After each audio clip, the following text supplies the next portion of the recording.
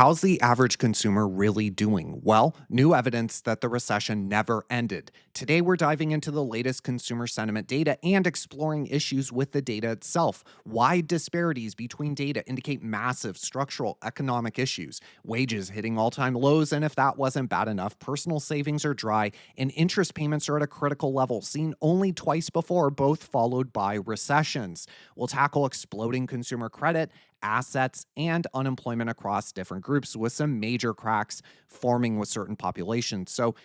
University of Michigan puts out some survey-related data on inflation and sentiment, and we'll take a look at that in a second. We got some fresh data on Friday. We're going to take a look at that here. Here we're looking at inflation expectations over the next 1 year compared to actual CPI, and we can see there is a wide disparity from this UMich expectations for inflation and actual inflation. By the way, here is T10. This is the 10-year break-even inflation rate derived from tips and the bond market, much lower as well. So what is going on here? Well, we can see that there have only been a couple times where the spread or the difference between inflation expectations and headline inflation spread has happened.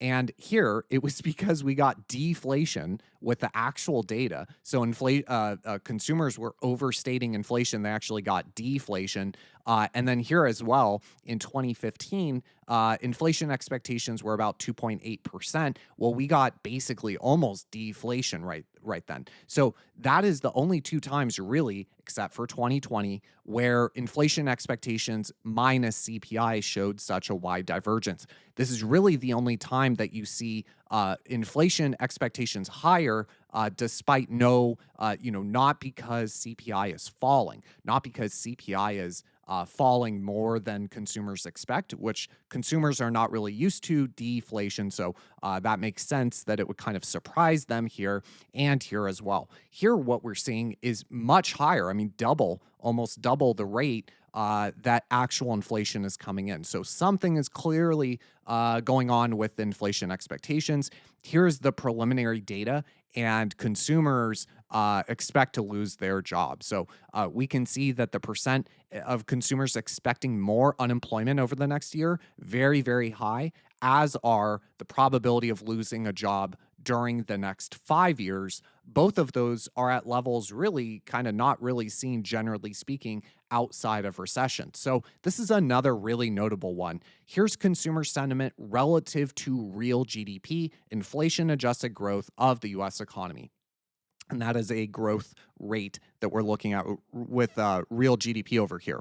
But the correlation here going all the way back to the early 1980s, so 45 years, you can see a very strong correlation between sentiment and the actual growth of the US economy, except something broke in like 2021, something broke. And we can see that here, taking sentiment and subtracting real GDP is one way to look at it. And you can see that here's the 150 period moving average. We can see we are far below that, far below the average of this particular spread. And if you look at a correlation coefficient, it's the same story, which is something happened in arguably back around 2008. You can see around 2008, this started to trend down from an almost perfect correlation here of about 0.85 in 2004. This has been trending down, meaning the correlation is breaking. So it used to be that consumer sentiment goes up, well, you get more real GDP.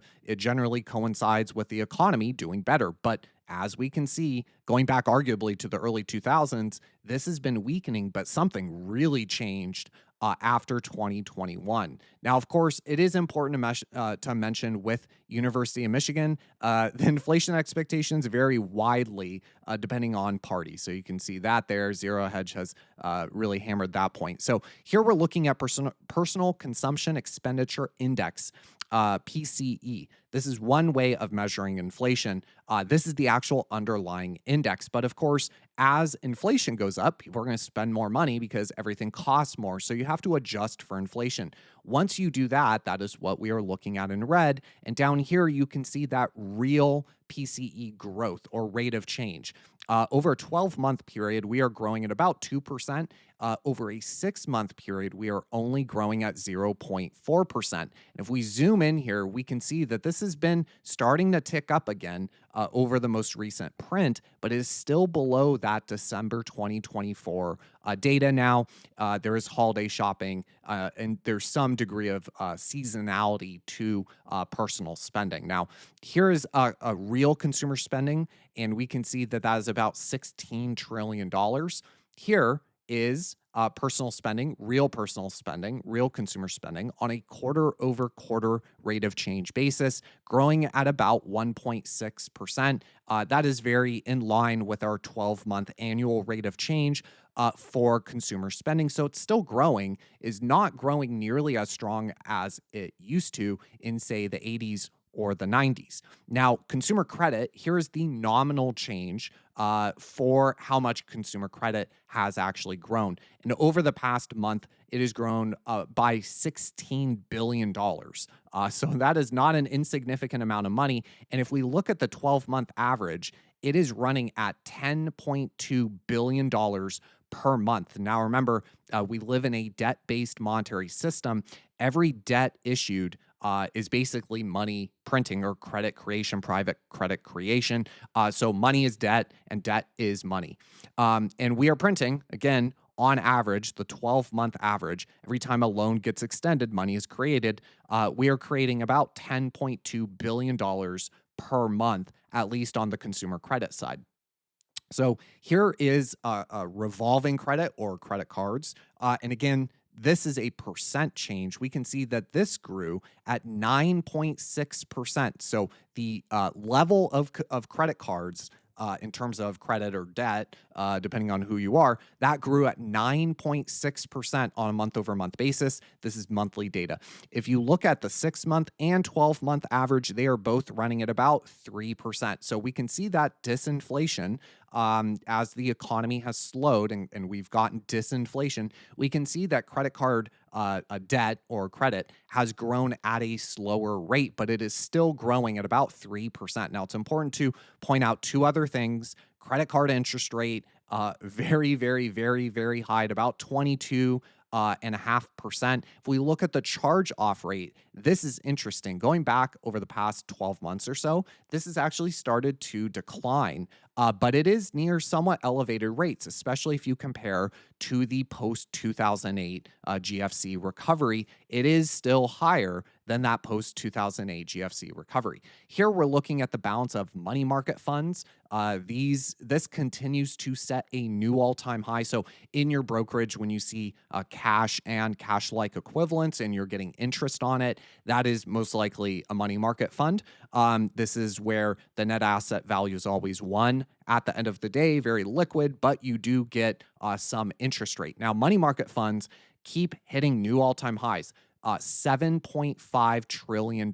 Now, this is total money market funds at $7.5 trillion. And even once you account for the reverse repo, which was kind of artificially boosting this back here in 2021 and 2022, even once you adjust for the reverse repo, because that has been drawn down, they are basically identical at about $7 trillion. Now, the annual rate of change of money market fund balance is running at 14.2% annual growth. So this money has got to be coming from somewhere. And of course, we know about the K-shaped economy. Well, here's one of those K data points, I guess you could say.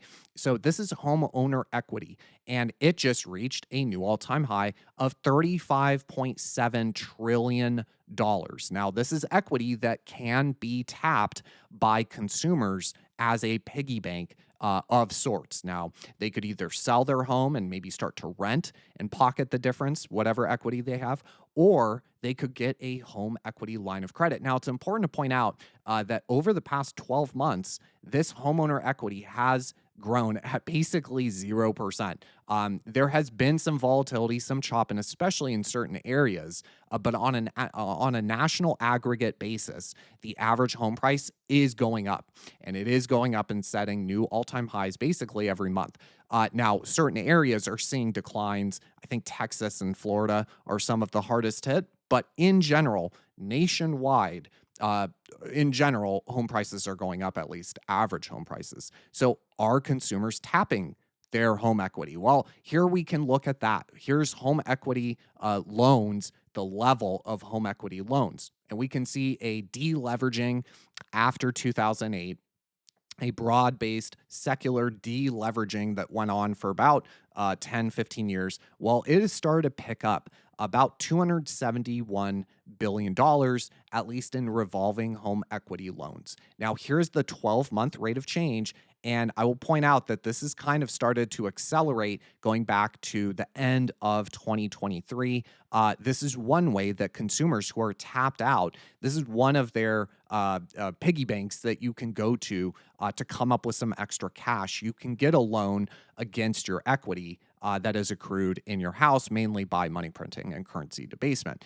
So here we're looking at unemployment rates. Of course, we established with the expectation that was quite poor, noting that most consumers expect poor labor market conditions. Well, U3 unemployment, this is the headline number you will hear on the nightly news, is running at about 4.3%. I'll put my cursor over 4.3, and you can see that this is very low compared to historical standards. But once we start to look at other populations, like, for example, the black unemployment rate, that shot way higher. That shot higher by about 100 basis points over the past couple months, from about 6% to 7%. Now, if you look at U6, this is a broader way of measuring unemployment. It includes discouraged workers, part time for economic reasons, marginally attached to the labor force, is a broader way of measuring unemployment. It still gets some things wrong. We still have gig work and we still have a very low participation rate, but generally speaking, is a more accurate way of viewing unemployment. That is running at 8%, so almost double the headline rate that you will hear reported on the news. Now, youth unemployment, it is even worse. So from April of 2023 until now, youth unemployment has gone from 7% to 10%. So that is a 300 basis point increase in the youth unemployment rate. And I'll put my cursor over this. You can see that this is not necessarily all time historical lows like U3 might be. This is indicating much more stress and is generally the marginal sorts of populations that see labor market stress first, like the youth and black unemployment, which generally leads headline U3 unemployment. So, how are wages doing? Here is a look at the average hourly wage, and it looks great.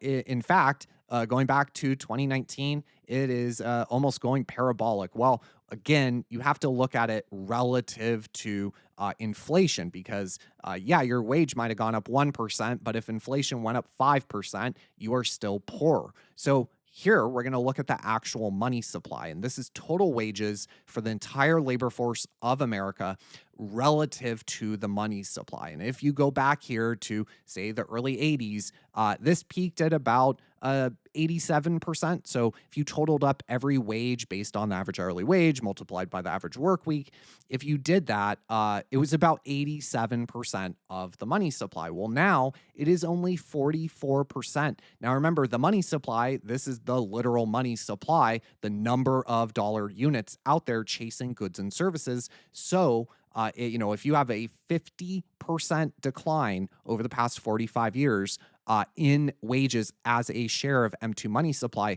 your purchasing power is inarguably much lower. Is it 50% lower? Does every single dollar of the money supply go to chase goods and services? No, of course not. Some of it gets spent. You have to factor in velocity, and some gets spent on assets. For example, I would argue asset inflation matters just as much, but that's a different conversation.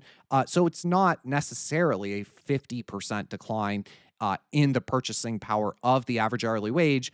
But if you look at the average hourly wage in gold terms, it just hit an all time low of zero 0.01. So back here in 2000, the average hour of work was equal to about zero 0.06 ounces of gold. Well, if you go here, it's only zero 0.01. So over the past 25 years, you've seen about an 80% decline in the real purchasing power of your wage, at least in gold terms. Now, how are savings doing? So here we're looking at personal savings, or the level, the absolute level of savings. And that is at about $985 billion, almost $1 trillion.